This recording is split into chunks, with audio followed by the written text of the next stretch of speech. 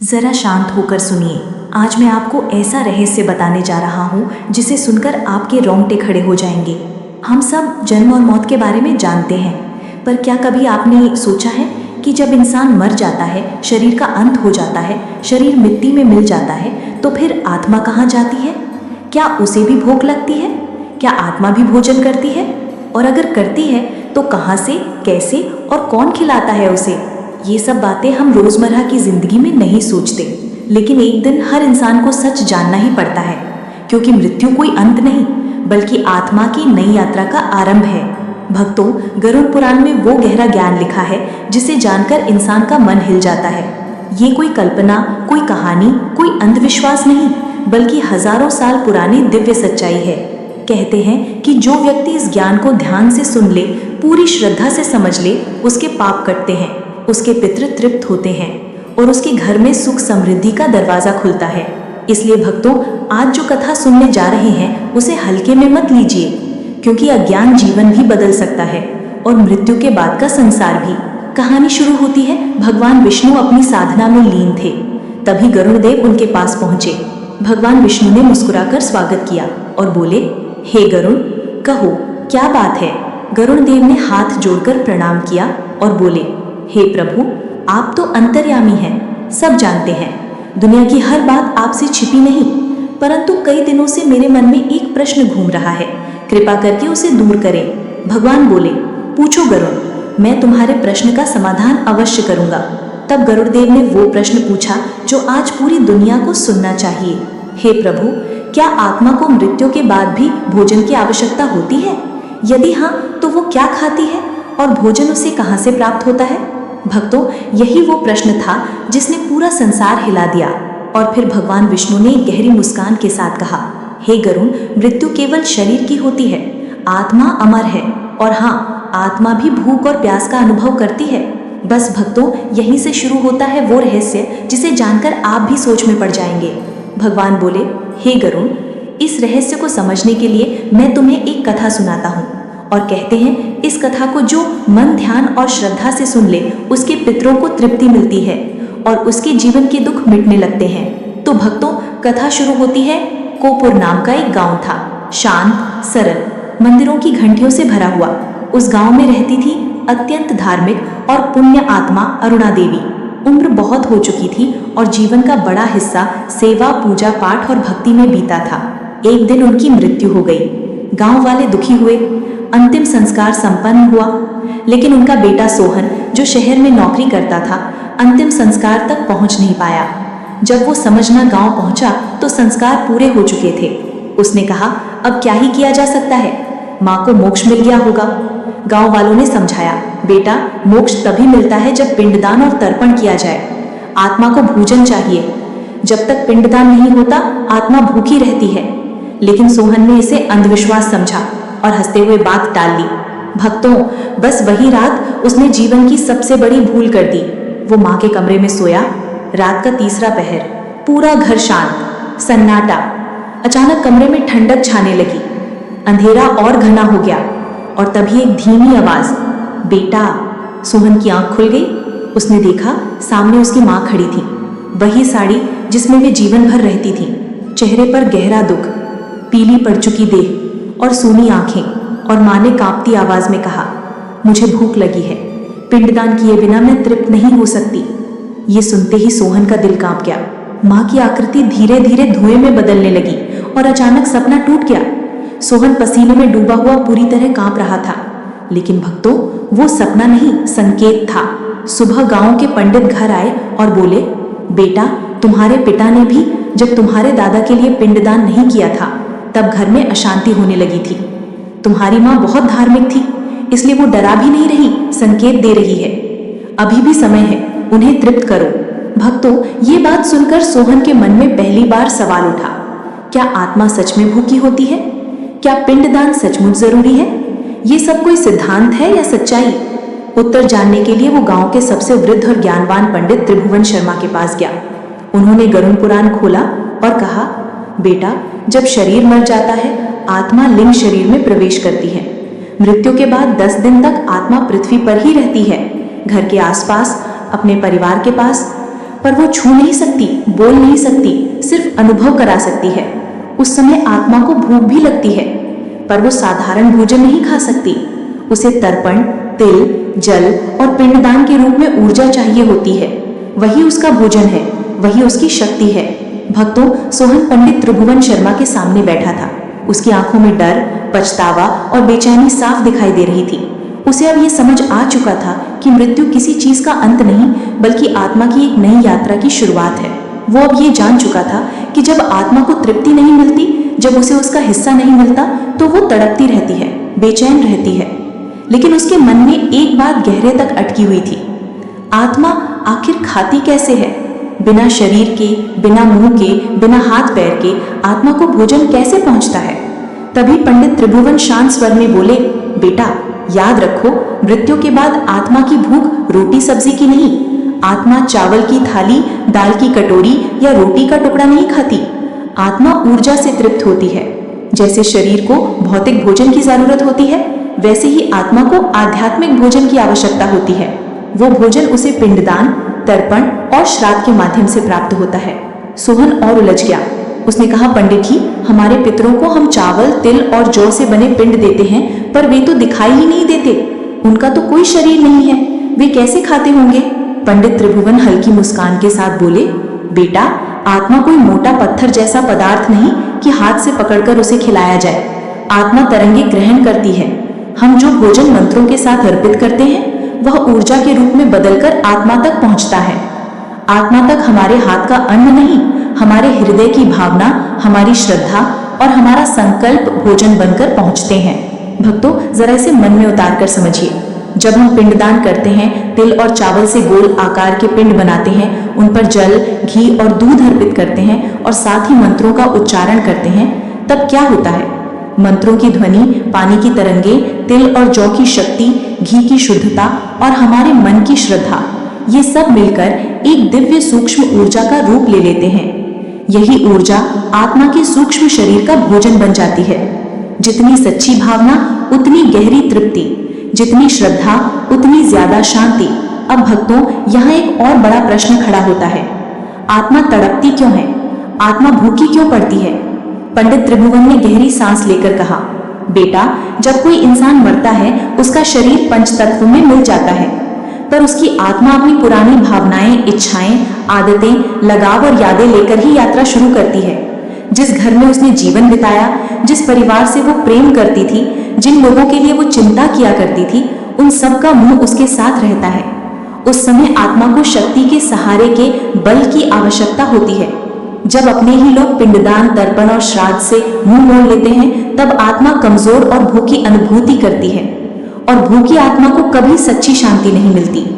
भक्तों, जरा कल्पना कीजिए, जिस माँ ने पूरी जिंदगी अपने बच्चों को खिलाया, उनके लिए दिन रात मेहनत की, भूखी रहकर उन्हें भोजन करवाया, अपने हिस्से का निवाला उन्हें दे दिया, अगर उसी माँ की मृत्यु के बाद उसका बेटा या बेटी ये कहकर बैठ जाए कि ये सब बेकार है, ये सब पाखंड है, और उसकी आत्मा को भूखी छोड़ दे, तो उससे बड़ा पाप क्या होगा?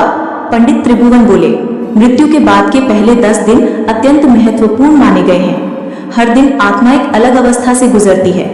हर दिन पिंडदान करने का मतलब है उस आत्मा को यात्रा के अगले कदम के लिए भोजन देना, ऊर्जा देना, सहारा देना। फिर उन्होंने इन 10 दिनों के रहस्य को बहुत सरल भाषा में समझाया। बोले, पहले दिन आत्मा मृत्यु के झटके और पीड़ा से धीरे धीरे मुक्त होती है।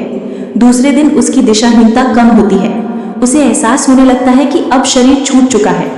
तीसरे दिन उसके लिए सूक्ष्म शरीर यानी लिंग शरीर का निर्माण प्रारंभ होता है, जिसके सहारे वो आगे के लोगों की यात्रा करेगी। 7वें दिन तक आते आते आत्मा यात्रा के मार्ग पर चलने लगती है, और 10वें दिन आत्मा अपेक्षाकृत स्थिर, संतुलित और संतुष्ट होती है। यदि इन दिनों में विधि विधान से पिंडदान, तर्पण और संस्कार कर दिए जाएं, फिर वे गंभीर होकर बोले, पर यदि इन 10 दिनों में आत्मा को उसका भोजन ना मिले, पिंडदान ना हो, तर्पण ना हो, श्राद्ध ना हो, तो वही आत्मा भूखी, व्याकुल और बेचैन हो जाती है। उसका मन वही अटका रह जाता है जहां वो शरीर छोड़कर गई थी। यह सुनते ही सोहन के आंख से आंसू छलक पड़े। उसके दिल में बस एक ही बात घूम रही थी, कहीं उसकी माँ भूखी न रह जाए, कहीं उसकी लापरवाही के कारण उनकी आत्मा कष्ट में न चली जाए। भक्तों, यहीं पर पंडित त्रिभुवन ने एक और गंभीर रहस्य खोला। उन्होंने कहा, बेटा, जब आत्मा तृप्त नहीं होती, जब वो भूखी प्यासी रहती है, जब उसे अपने परिवार से अपेक्षित स्मरण और तर्पण नहीं मिलता, तब वो मजबूर होकर अपने ही परिवार को संकेत देने लगती है। फिर उन्होंने बहुत सरल उदाहरण देकर समझाया। कई बार मृत पूर्वज सपने में आते हैं, कभी बिना कारण बार बार नाम पुकारते दिखाई देते हैं, घर में अजीब आवाजें सुनाई देती हैं, कोई वस्तु अपने आप गिर जाती है, परिवार के किसी सदस्य की तबीयत बार बार बिगड़ती है, घर में बिना किसी बड़े कारण के कलह और तनाव बना रहता है, व्यापार धन में अजीब तरह की रुकावटें आती रहती हैं, संतान विवाह और घर की उन्नति में बाधाएं आती हैं। ये सब केवल बदकिस्मती नहीं होते, कई बार ये आत्मा की पुकार होते हैं। ये डराने के लिए नहीं, जगाने के लिए होते हैं। आत्मा जैसे कहती है, मुझे मत भूलो, मुझे याद करो, मुझे तृप्त करो, मुझे शांति दो। भक्तों, ये बात हर बेटे, हर बेटी, हर भाई, हर बहन और हर इंसान को याद रखनी चाहिए कि जब तक माता पिता, दादा दादी, पितृजन इस दुनिया में हैं, तब तक उनकी सेवा शरीर की ज़रूरतों के अनुसार करनी चाहिए, और जब वे इस दुनिया से चले जाएं, तो उनका कर्ज सिर्फ तस्वीर पर माला चढ़ाने से नहीं उतरता, बल्कि उन्हें स्मरण करके, श्रद्धा से तर्पण, पिंडदान और श्राद्ध करके ही उनका ऋण चुकाया जाता है। शरीर के रहते सेवा, शरीर के जाने के बाद श्रद्धा, यही सच्चा धर्म है, यही सच्चा पुत्र धर्म, सच्चा संतति धर्म है। सोहन ने कांपते हुए पूछा, पंडित जी, अगर पिंडदान समय पर ना किया जाए, अगर तर्पण और श्राद्ध ना किया जाए, तो क्या होता है? पंडित की आवाज़ भारी हो गई।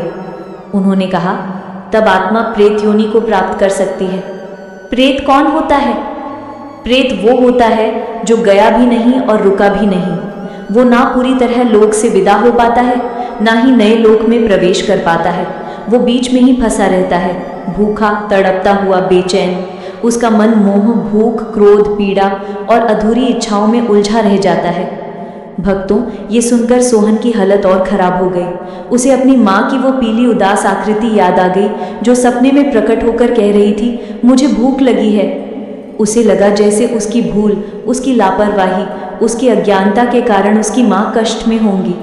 उसका गला भर आया, शरीर कांपने लगा और उसने दृढ़ स्वर में कहा, पंडित जी, मैं अपनी माँ को कभी भूखा नहीं रहने दूंगा। चाहे जो करना पड़े, मैं विधि पूर्वक पिंडदान करूंगा, मैं अपना कर्तव्य पूरा करूंगा। भक्तों, जब इंसान के भीतर ये संकल्प जाग जाता है कि मैं अपने पितरों को भूखा नहीं रखूंगा, मैं उन्हें तृप्त करूंगा, उन्हें सम्मान दूंगा, तो वहीं से पिंडदान का महान रहस्य शुरू होता है। आत्मा और जीवित परिवार के बीच जो अदृश्य रिश्ता है, वो इन कर्मों से जुड़कर और भी गहरा और भी पवित्र हो जाता है। यहीं से आगे की कथा में पिंडदान की विधि, उसमें लगने वाली वस्तुओं की महत्ता और श्राद्ध व पितृपक्ष के गहरे रहस्य खुलते हैं। भक्तों, जहाँ सोहन ने मन ही मन ये ठान लिया था कि वो अपनी माँ को कभी भूखा नहीं रहने देगा और विधि विधान से पिंडदान करेगा, अगले ही दिन गांव में संदेश भेजा गया, ब्राह्मणों को न्योता दिया गया, घर के आंगन को लीपा पोता गया। जैसे किसी बड़े शुभ कार्य की तैयारी होती है, वैसी ही पवित्रता पूरे घर में छा गई। सुबह सुबह स्नान करके सोहन ने साफ धोती पहनी, माँ की तस्वीर के सामने दीपक जलाया, हाथ जोड़कर बोला, माँ, आज मैं तुम्हारे लिए पहला सच्चा भोजन तैयार कर रहा हूँ, जिसे मेरे हाथ नहीं, मेरी भावना तुम्हें अर्पित करेगी। आंगन में कुश का आसन बिछाया गया, एक स्थान पर गंगाजल, तिल, जौ, चावल, घी और दूध रखा गया। पंडित त्रिभुवन ने शांति मंत्रों से शुरुआत की और बोले, बेटा, ध्यान से देखो, आज जो कुछ तुम कर रहे हो, ये सिर्फ तुम्हारी माँ के लिए नहीं, तुम्हारे पूरे वंश के लिए ऊर्जा बनकर जाएगा। ये पिंडदान केवल एक क्रिया नहीं, ये तुम्हारे और तुम्हारे पितरों के बीच अदृश्य सेतु है। उन्होंने सोहन के हाथों से तिल और चावल मिलवाए, थोड़ा सा घी और दूध मिलाकर गोल गोल पिंड बनवाया। जब वो मिट्टी की तरह गीला अन्न सोहन के हाथों में था, तो उसे ऐसा लगा जैसे वो बचपन में वापस चला गया हो, जब उसकी माँ उसे अपने हाथों से लड्डू बनाकर खिलाती थी। अब वही बेटा अपनी माँ की आत्मा के लिए भोजन का लड्डू बना रहा था। पंडित जी बोले, देख बेटा, पिंड का गोलाकार स्वरूप ये दर्शाता है कि आत्मा की यात्रा अनंत है, उसका कोई अंत नहीं। इस रूप में तिल, जौ, चावल, घी, दूध और जल मिलकर एक ऐसा अन्न बनाते हैं जो सूक्ष्म रूप में तुम्हारी माँ के लिंग शरीर तक पहुँचेगा। फिर मंत्रों की ध्वनि के बीच सोहन ने पिंड अर्पित किया और पंडित जी के पीछे पीछे बोलता गया, इदम पिंडम ईद जलम इदम तिला इदम माते दैव स्वधा नमः। भक्तों, ये शब्द केवल संस्कृत के वाक्य नहीं थे, ये बेटे की पुकार थी। माँ जहाँ भी हो, ये मेरा प्रेम है, इसे स्वीकार करो। जैसे जैसे एक एक पिंड अर्पित होता गया, सोहन के अंदर का बोझ हल्का होता गया। आंखों से आंसू गालों पर बहते रहे, मगर दिल के भीतर एक अनकही शांति उतरने लगी। पंडित त्रिभुवन ने समझाया, बेटा, मृत्यु के बाद किए 10 दिनों में जो जो कर्म हम करते हैं, वे आत्मा के लिए विश्रामालय और भोजनालय का काम करते हैं। जैसे कोई यात्री लंबी यात्रा पर निकलता है तो बीच बीच में ढाबों पर रुककर खाना खाता है, पानी पीता है, फिर आगे बढ़ता है, वैसे ही ये पिंडदान आत्मा के लिए मार्ग में ठहराव और आहार दोनों हैं। पहले दिन मृत्यु की पीड़ा से मुक्ति, तीसरे दिन सूक्ष्म शरीर की मजबूती, 7वें दिन मार्ग की स्पष्टता और 10वें दिन आत्मा की स्थिरता, ये सब इन पिंडों के माध्यम से ही होता है। उन्होंने तिल की अहमियत बताते हुए कहा, तिल नकारात्मक ऊर्जा को सोखते हैं, जल माध्यम है भावनाओं का, मंत्र शब्द की शक्ति है और तुम्हारी श्रद्धा सबको एक धागे में पिरो देती है। जब तुम प्रेम से पिंड अर्पित करते हो तो वही प्रेम ऊर्जा बनकर तुम्हारी माँ तक पहुँचता है और उनकी भूख शांत करती है। पिंडदान पूरा होते ही वातावरण बदल गया। हवा जैसे कुछ क्षण के लिए स्थिर हो गई, पक्षियों की आवाज़ धीमी पड़ गई और सोहन ने भीतर ही भीतर एक अदृश्य स्पर्श महसूस किया। उसे लगा जैसे कोई सिर पर हाथ फेर कर कह रहा हो, बेटा। उसी क्षण उसकी आंखों के सामने माँ की हल्की सी मुस्कान उभर आई, जैसे उनकी तड़प कम हो गई हो। पर कहानी यहीं खत्म नहीं होती भक्तों, यहीं से अगला अध्याय शुरू होता है। शाम के समय जब सब लोग चले गए, घर में शांति छा गई, तो सोहन ने धीरे से पूछा, पंडित जी, क्या अब माँ को पूर्ण शांति मिल गई? पंडित त्रिभुवन का चेहरा गंभीर हो गया। बोले, बेटा, पिंडदान बहुत बड़ा और पहला कदम है, पर ये यात्रा का अंत नहीं, आरंभ है। यदि आगे तर्पण और श्राद्ध ना किए जाएं, यदि वर्ष भर में पितरों का स्मरण ना हो, तो आत्मा फिर से पुराने दुख, भूख और मोह की ओर खींच सकती है। पिंडदान आत्मा के लिए पहला भोजन है। तर्पण और श्राद्ध आगे की पूरी यात्रा की राशन व्यवस्था है। सोहन ने घबराकर पूछा, तो क्या सिर्फ पिंडदान से ही काम नहीं चलता? क्या माँ फिर से अधूरी रह सकती है? पंडित जी बोले, देख बेटा, मान लो किसी भूखे को तुमने एक बार भरपेट भोजन करा दिया, पर फिर कई दिनों तक उसका हाल ही ना पूछा, तो क्या वो हमेशा तृप्त रहेगा? प्यासे को एक बार पानी मिल जाए ये अच्छा है, पर उसे रोज पानी चाहिए। ठीक वैसे ही पिंडदान आत्मा की तत्काल भूख मिटाता है, पर वार्षिक श्राद्ध और तर्पण उसकी दीर्घकालीन तृप्ति का माध्यम है। अगर ये क्रम टूट जाए तो आत्मा फिर से बेचैन हो सकती है। फिर उन्होंने गरुड़ पुराण का गूढ़ रहस्य खोलते हुए कहा, जब आत्मा को समय पर पिंडदान, तर्पण और श्राद्ध नहीं मिलता, जब परिवार उसे भुला देता है, तब आत्मा स्थूल जगत से छूट नहीं पाती। उसकी स्मृतियां, उसका मोह, उसका क्रोध, उसकी भूख, ये सब मिलकर उसे बांध लेते हैं। वो किसी न किसी रूप में वापस अपने ही घर के आसपास मंडराती रहती है, कभी स्वप्न में, कभी अनजानी घबराहट में, कभी घर के वातावरण के भारीपन में, कभी अचानक होने वाले झगड़ों में। ये सब प्रकट होने लगता है। इसे शास्त्रों ने पितृदोष कहा है। सोहन ने कांपते हुए पूछा, क्या मेरी माँ भी प्रेत बन सकती थी? पंडित त्रिभुवन ने उसे ढास बंधाते हुए कहा, बेटा, तुमने जो संकल्प लिया, जो श्रद्धा से पिंडदान किया, वो तुम्हारी माँ के लिए बहुत बड़ा सहारा है। पर याद रखो, पिंडदान के बाद भी वार्षिक श्राद्ध, पितृपक्ष में तर्पण और समय समय पर पितरों की स्मृति में दान पुण्य करना जरूरी है। इससे आत्मा को 2 बातें मिलती हैं, एक तृप्ति, दूसरा सम्मान। जब हम श्राद्ध में ब्राह्मणों को भोजन कराते हैं, गौ, जीव जंतुओं, गरीबों को अन्न देते हैं, तो वो भोजन प्रतीकात्मक रूप से हमारे पितरों तक पहुंचता है। ब्राह्मण की थाली में रखाने वाला केवल इंसान नहीं, पितृ भी ग्रहण करते हैं। अतिथि की थाली में परोसा गया अन्न केवल पेट नहीं भरता, किसी अदृश्य आत्मा की भूख भी शांत करता है। अब त्रिलोचन महात्मा की भूमिका शुरू होती है। सोहन अपनी गहरी जिज्ञासा लेकर पुण्य नगरी पहुंचता है, जहां एक महान तपस्वी और गरुड़ पुराण के रसिक ज्ञानी विराजमान थे, जिनका नाम त्रिलोचन रस्य था। सोहन उनके चरणों में गिर पड़ा और बोला, गुरुदेव, मैं जानना चाहता हूं कि क्या आत्मा वास्तव में भोजन करती है? यदि हाँ, तो कैसे? मेरा मन इस प्रश्न में उलझा हुआ है। त्रिलोचन रस्य ने करुणा से भरी दृष्टि से उसे देखा और बोले, वत्स, गरुड़ पुराण में स्वयं भगवान विष्णु ने गरुड़ से कहा है, देहम विहीनो जीवो न च भोजन अभिलाषत। अर्थात शरीर छूट जाने पर भी जीवात्मा भोजन की इच्छा नहीं त्यागती। आत्मा लिंग शरीर में विचरण करती है, जो भौतिक अन्न नहीं खा सकता, पर ऊर्जा के रूप में अन्न की तरंगे, श्रद्धा की शक्ति और मंत्रों की ध्वनि ग्रहण कर सकता है। यही आत्मा का असली भोजन है और ग्रहण कर दर्शक का। फिर वे आगे बोले, आत्मा को भोजन 3 मुख्य मार्गों से मिलता है। पहला पिंडदान, दूसरा तर्पण और तीसरा श्राद्ध भोज।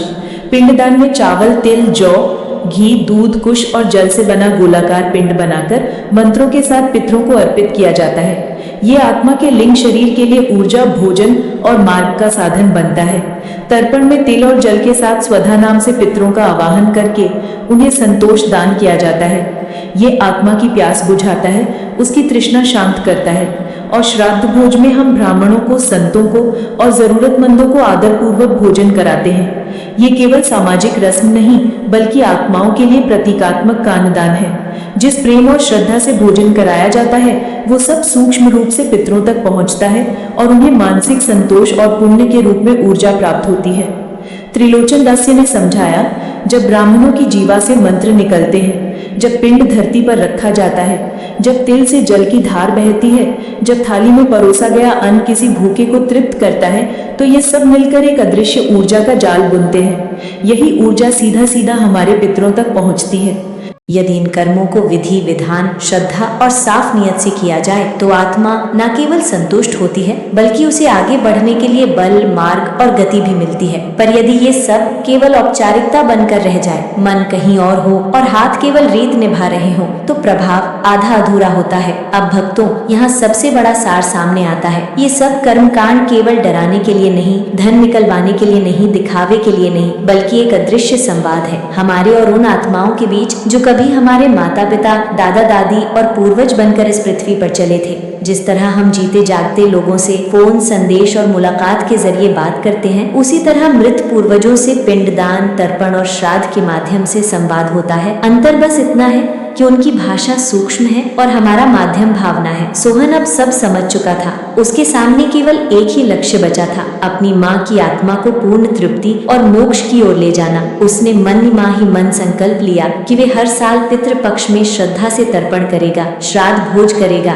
जरूरतमंदों को भोजन कराएगा और अपने पितरों को कभी भूखा नहीं छोड़ेगा। उसके लिए मृत्यु का अर्थ बदल चुका था। अब मृत्यु उसे डरावनी नहीं लग रही थी, बल्कि आत्मा की नई यात्रा का दरवाजा प्रतीत हो रही थी। उसे समझ आ चुका था कि पिंडदान, तर्पण और श्राद्ध केवल कर्म नहीं, बल्कि उन अदृश्य रिश्तों का सम्मान है जो शरीर से नहीं, आत्मा से जुड़े होते हैं। तो भक्तों, इसी के साथ ये कथा समाप्त होती है। आशा करते हैं कि आपको ये वीडियो पसंद आई होगी, तो आप इस वीडियो को लाइक करें और भक्ति अनमोल विचार चैनल को सब्सक्राइब करें। कमेंट में लिखें हर हर महादेव, ओम नमः शिवाय।